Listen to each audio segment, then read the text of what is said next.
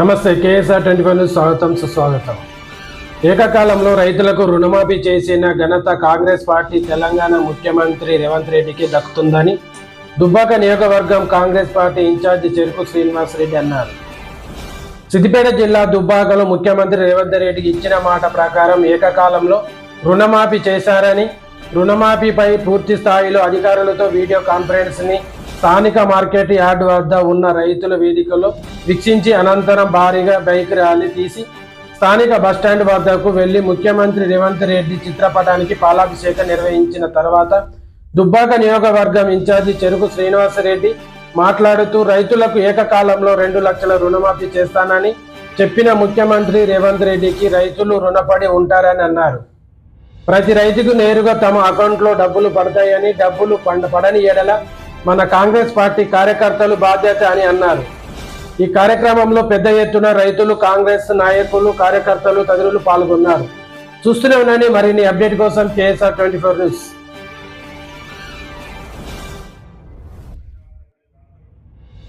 దేశ చరిత్రలో రైతుల కోసం,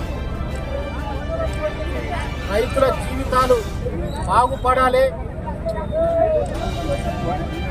నష్టపోయిన రైతాంగాన్ని, దేశానికి అన్నం పెట్టే రైతన్నను ఆదుకోవాలని చెప్పి వరంగల్ డిక్లరేషన్ల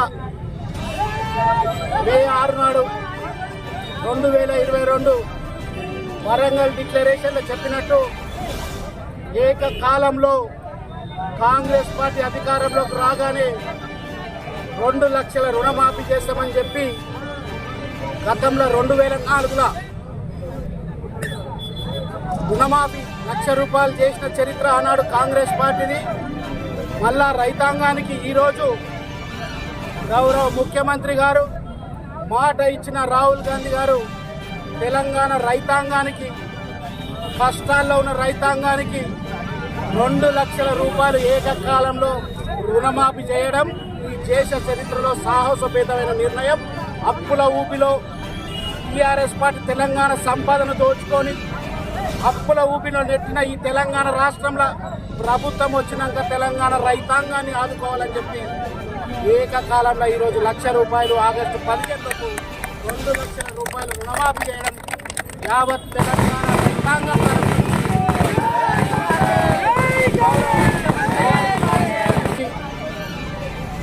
గౌరవ ముఖ్యమంత్రి గారికి ప్రతి ఒక్క రైతు చేతులు జోడించి నమస్కరించి, మీరు మా పైన చూపిన ప్రేమాభిమానాలకు ఈ రాష్ట్రానికి మీరు కలకాలం ముఖ్యమంత్రిగా ఉండాలని ప్రతి ఒక్క పేద రైతు కోరుకుంటుండు.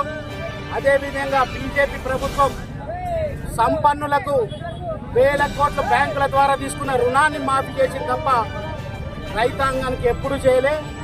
రైతుల కోసం ప్రజాపాలన చేస్తున్న కాంగ్రెస్ ప్రభుత్వం ఏదైతే బీజేపీ కార్పొరేట్ వ్యవస్థ కొమ్ముగాసి దేశ సంపద దోచుకున్న వ్యక్తులకు రుణం మాఫీ చేసింది.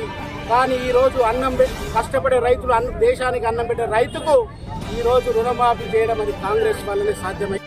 హరీష్ రావుని హెచ్చరిస్తా ఉన్నా, డిమాండ్ చేస్తా ఉన్నా, నువ్వు రుణమాఫీ చేస్తే రాజీనామా చేస్తాను. నువ్వు చేయవని తెలుసు. ఎందుకంటే అబద్ధాల ఆడులో ఈ దేశంలో నంబర్ 1 అంటే హరీష్ రావే. ఒకవేళ నువ్వు నిజంగా తెలంగాణ బిడ్డవైతే, తెలంగాణ అమరవీరుల స్థూపానికి ఎప్పుడైతే నువ్వు దండలేస్తావో, నిజంగా తెలంగాణ బిడ్డవైతే రాజీనామా చేయి. లేకపోతే నువ్వు తెలంగాణ ద్రోహివి, తెలంగాణ రైతు ద్రోహివి.